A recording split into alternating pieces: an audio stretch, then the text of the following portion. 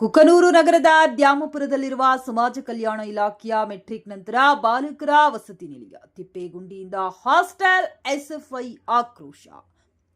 ಇಂದು SFI ನೇತೃತ್ವದಲ್ಲಿ ವಿದ್ಯಾರ್ಥಿಗಳ ಸಭೆ ಮಾಡಿ ಕೂಡಲೇ ಸಮಸ್ಯೆ ಬಗ್ಗೆ ಹರಿಸಿ ಮೂಲಭೂತ ಸೌಕರ್ಯ ಮತ್ತು ಸುಸಜ್ಜಿತ ಆಹಾರ ನೀಡಲು ಒತ್ತಾಯಿಸಲಾಯಿತು. ನಿಲಯ ಪಾಲಕರಿಗೆ ದೂರವಾಣಿ ಮುಖಾಂತರ ಕರೆ ಮಾಡಿ ವಸತಿ ನಿಲಯಕ್ಕೆ ಬರಲು ಒತ್ತಾಯಿಸಿ ನಂತರ ಸಮಸ್ಯೆ ಬಗೆಹರಿಸಲು 2 ದಿನ ಕಾಲಾವಕಾಶ ನೀಡಲಾಗಿದೆ.